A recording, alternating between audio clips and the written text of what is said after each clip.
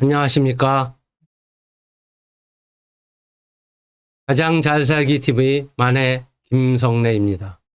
코로나19 감염병 예방법의 강력한 시행으로 행사를 갖지 않은 가족 수까지 제한하는 암담한 세상이 되고 개인이나 소상공인의 경제 활동이 급격히 소멸되어 가는 참담한 상황입니다. 저도 연회비 30만 원 이상 내는 모임이 여러 개 있습니다. 1년 이상 모임을 갖지 못하여 회비가 절약되어 득이 되어야 하나 오히려 전 국민의 활동이 제한되어 돈을 벌 수 없어서 절약된 회비의 10배 이상을 손해보고 있는 실정입니다. 출퇴근 시간에 전철을 타보면 앉을 자리가 없이 빽빽하고 해외여행을 못 가서 공휴일이면 오이도와 대부도 등 사람들이 많이 오시고 백화점이나 대형마트에도 사람들이 많이 오고 갑니다. 이런 상황에서 음식점 등 인원을 제한하니 정치 방역이라 말하는 것입니다. 더 이상 코로나19를 정치적으로 악용해서 국민을 도탄에 빠뜨려서는 안 된다고 생각합니다.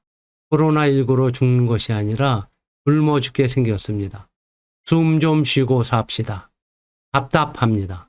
오늘은 이러한 답답함을 잠시 잊을 수 있는 재치 있는 이야기 몇 곡지를 말씀드리겠습니다. 시청에 앞서 아직까지 가장 잘 살기 TV 구독자가 아니신 분들은 빨간 구독 버튼 눌러주십시오. 더 좋은 방송으로 보답하겠습니다. 먼저 대원군에 대한 이야기입니다. 대원군이 날아가는 새도 떨어뜨리던 시절 큰 선비가 찾아왔습니다. 선비가 큰 절을 했지만 대원군은 눈을 지그시 감은 채 아무 말이 없었습니다. 머쓱해진 선비는 자신의 절을 보지 못한 줄 알고 한 번 더 절을 했습니다. 그러자 대원군이 벼락같이 호통을 쳤습니다. 네 이놈, 절을 2번 하다니 내가 송장이냐? 그러자 선비가 대답을 했습니다.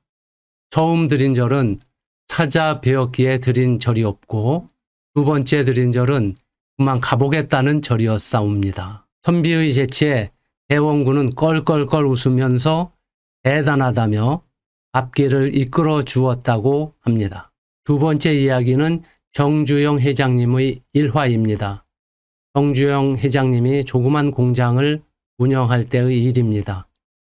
새벽에 화재가 났다는 급한 전갈이 와서 공장으로 달려가셨는데 피땀 흘려 일군 공장이 이미 흔적도 없이 타버린 후였습니다. 모두 고개를 숙이고 있을 때 정 회장님이 웃으며 한 말은 좌절하고 있던 모든 사람의 가슴을 따뜻하게 적셔 주었답니다. 허허허, 어차피 헐고 다시 지으려 했는데 잘 되었구먼. 걱정 말고 열심히 일들 하게. 3번째는 처칠의 이야기입니다. 처칠이 대기업 국유화를 주장하던 노동당과 싸우고 있던 때였습니다. 어느 날 처칠이 화장실에 볼일을 보러 갔습니다. 그런데 그곳에 라이벌 노동당 당수 애틀리가 볼일을 보고 있었고 빈자리는 그의 옆자리뿐이었습니다. 하지만 처칠은 그곳에서 볼일을 보지 않고 기다렸다가 다른 자리가 나자 비로소 볼일을 보았습니다. 이상하게 여긴 애틀리가 물었습니다. 내 옆자리가 비었는데 왜 거긴 안 쓰는 거요? 나에게 불쾌한 감정이라도 있습니까? 처칠은 대답했습니다. 천만에요. 단지 겁이 나서 그럽니다. 당신들은 큰 것만 보면 국유화를 하려 드는데 내 것이 국유화되면 큰일이지 않소. 애틀리는 폭소를 터뜨렸고 이후 노동당은 국유화 주장을 철회했다고 합니다.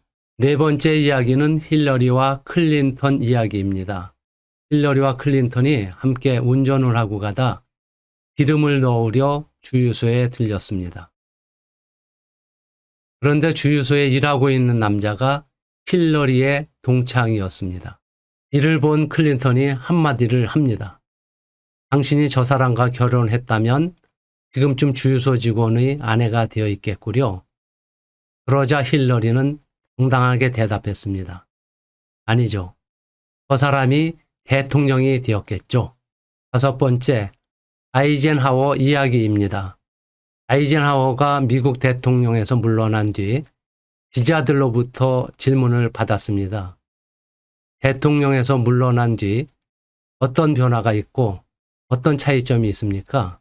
잠시 생각에 잠긴 아이젠하워가 이렇게 대답을 했습니다. 믿고 말고 골프 시합에서 나한테 이기는 사람들이 예전에 비해 아주 많아졌단 말이야. 6번째 이야기는 간디입니다. 인도의 간디가 영국에서 대학을 다니던 때의 일화입니다. 자신에게 고개를 숙이지 않는 식민지 인도 출신인 학생 간디를 많이 꼽게 여기던 피터스라는 교수가 있었습니다. 하루는 간디가 대학 식당에서 피터스 교수 옆자리에 점심을 먹으러 앉았습니다. 피터스 교수는 거드름을 피우며 말을 했습니다. 이보게, 아직 모르는 모양인데 돼지와 새가 같이 식사하는 일은 없다네. 간디가 재치 있게 응답을 했습니다. 걱정하지 마세요, 교수님. 제가 다른 곳으로 날아가겠습니다. 복수심에 약이 오른 교수는 다음 시험 때에 간디를 애먹이려고 했으나 간디가 만점에 가까운 점수를 받자 간디에게 질문을 던졌습니다. 길을 걷다가 돈자루와 지혜가 든 자루를 발견했다네. 자네라면 어떤 자루를 하겠나?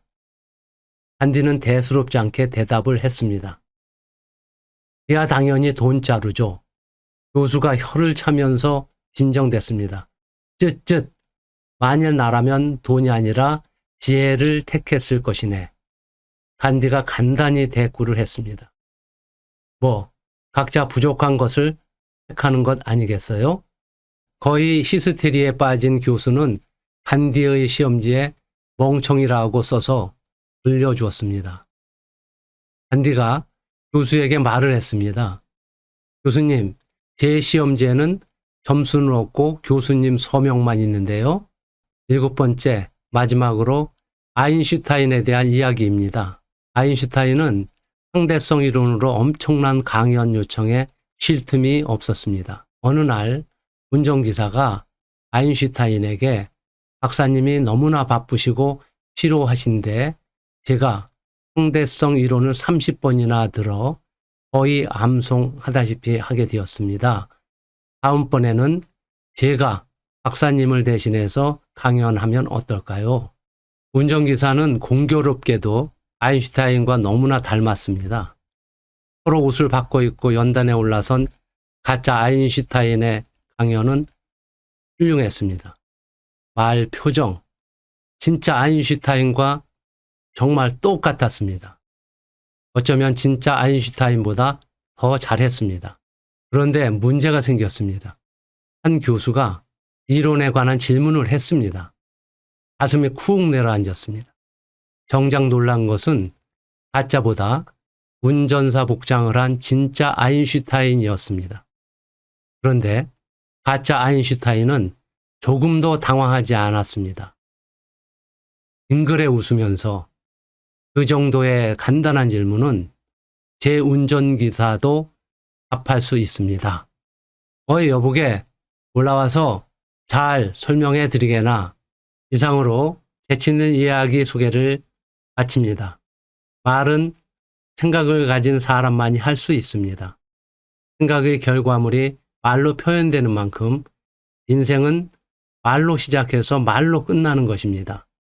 말이 인생의 전부라 해도 지나침이 없습니다. 재치 있는 말 한마디가 인생을 바꾸어 줍니다. 끝까지 시청해 주신 여러분 감사합니다. 구독과 좋아요 부탁드립니다. 여러분 정말 고맙습니다.